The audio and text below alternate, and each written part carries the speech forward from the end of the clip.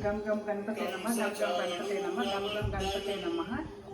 ఈరోజు శనివారము దశమి వచ్చింది మాకు. ఇక్కడ వినాయకుడికి దరికే లేదు కాబట్టి ఏం పూలు పెట్టాను.